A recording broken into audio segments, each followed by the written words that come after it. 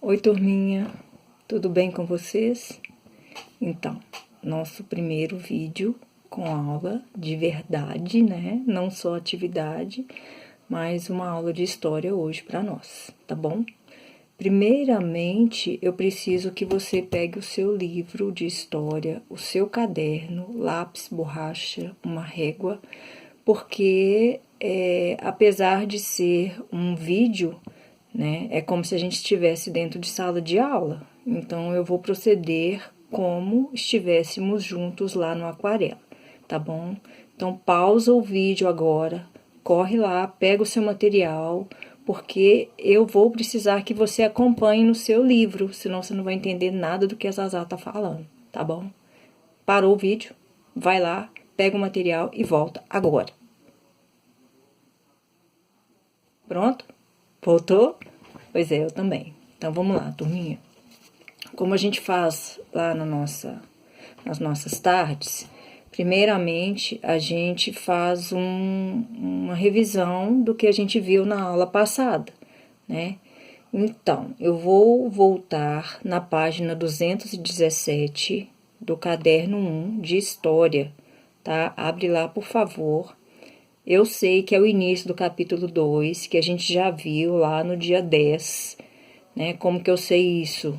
Eu sei porque eu peço para vocês anotarem, né, em cima da página, lá, né, na parte superior, a data, se foi SL, que foi em sala de aula, ou se foi PC, que eu mandei para você fazer em casa, tá bom? Então, nós começamos esse capítulo no dia 10.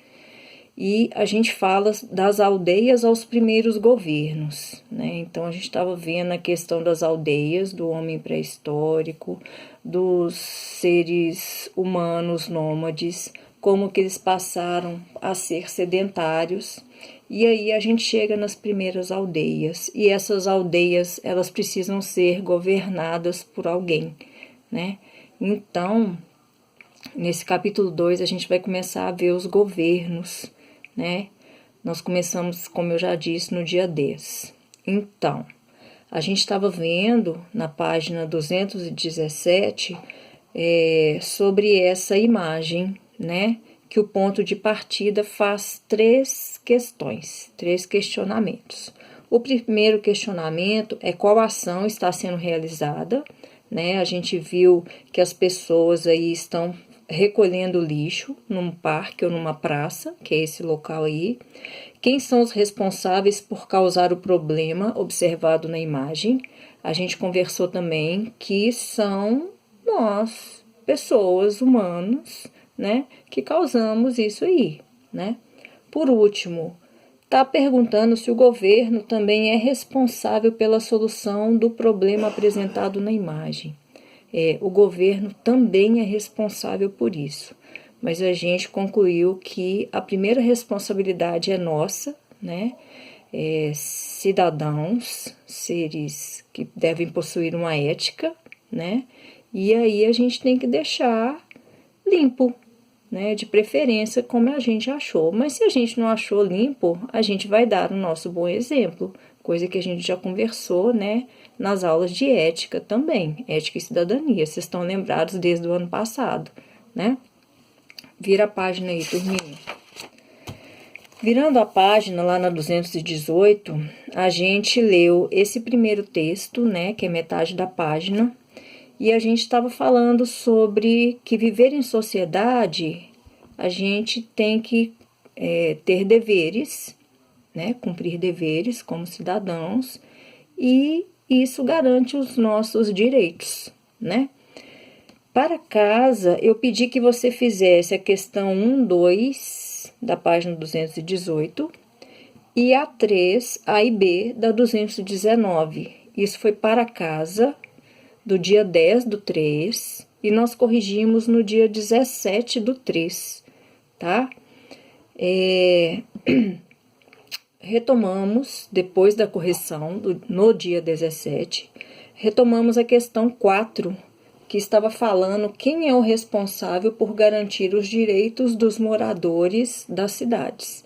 A gente conversou e a gente chegou à conclusão que o responsável é o poder público.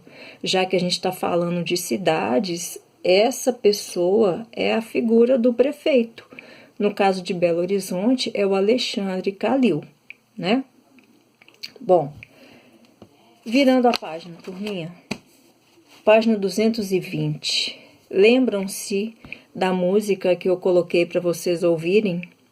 Pois é, a música do Pequeno Cidadão, onde ele inverteu, né, algumas palavras aí, vamos colocar alguns comandos, né, alguns versos aí, que falando que agora pode tomar banho, agora pode sentar para comer, né?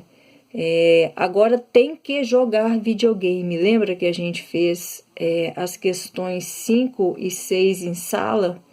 E a gente chegou à conclusão que ele trocou a palavra pode e a palavra tem para poder indicar os direitos e deveres. Retomem a leitura aí e lembrem-se do que a gente conversou em sala, tá? Nós continuamos a ler a página 221, né, que fala sobre os primeiros estados, né, e a gente viu, vira a página aí, na 222, a gente viu que estado é o conjunto das organizações políticas de uma sociedade, né. Eu até pedi para vocês olharem no dicionário o que era estado, né, para a gente poder chegar a um sinônimo que levasse a gente a compreender coisas.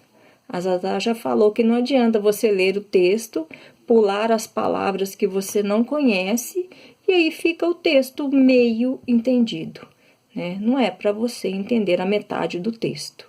História você tem que entender a história toda e por isso você deve ter também do seu ladinho um dicionário e jogar a preguiça fora, né? Bom, então o Estado é a nação, é o país, é a nossa pátria, né? E com isso, as aldeias foram surgindo e foram surgindo os governantes. E com isso, os estados foram aparecendo, tá? Cada país, né, tem a sua forma de organizar o seu estado, tá bom?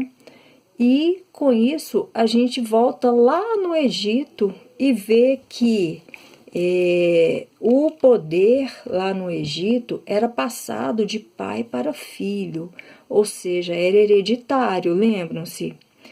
E esse governo lá do Egito, ele era o governo teocrático, a teocracia, que era o governo de Deus, onde o poder exercido era justificado pela religião.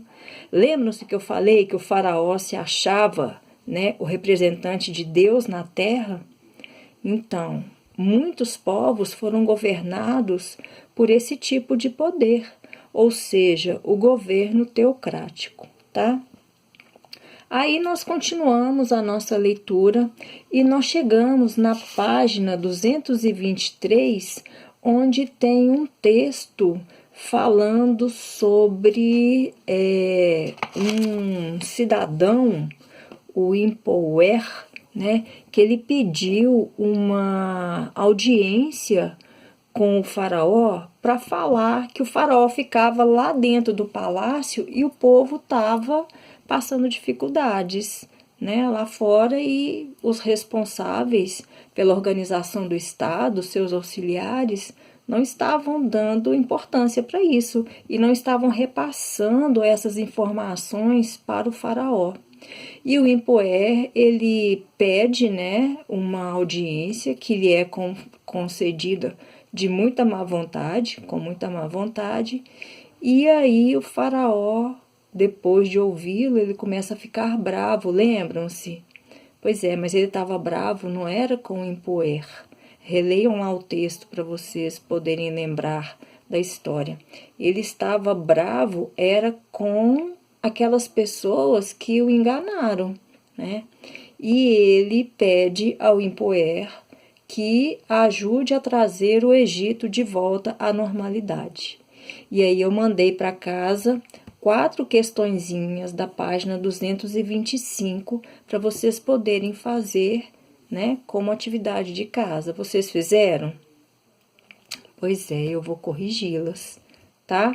Vou corrigir as da 225 e vou lá na página 235, que eu também pedi de para casa, as questões 1 e 2, tá bem? Então, quem não fez, por favor, faça essa releitura, né? Nós já lemos isso em sala, já corrigimos as questões e eu já expliquei a matéria, isso é uma revisão, tá, turminha? E eu vou voltar num próximo vídeo para a gente poder corrigir, tá bem? Então, por favor, façam isso para Zazá, tá? As nossas aulas vão ser assim, eu vou gravar e vou mandar para você assistir. Vou dar um tempinho, tá? Uns 2 dias, 3 dias no máximo, e aí a gente vai mandar novamente outro vídeo ou vai mandar atividades para que você possa ir fazendo em casa, tá bem? Então, eu preciso de um compromisso, de um comprometimento seu, de sua família, juntamente comigo e com a equipe Aquarela, para a gente poder dar seguimento ao nosso aprendizado, tá bem? Até as nossas aulas voltarem ao normal. Tá bom? Então, eu conto com você, sei da sua responsabilidade, agora eu preciso de um pouquinho mais do seu esforço, tá bom? Querido aluno do 5º ano, tá bem? Fiquem com Deus, bons estudos e até a próxima, tá bom? Tchau, tchau, gente.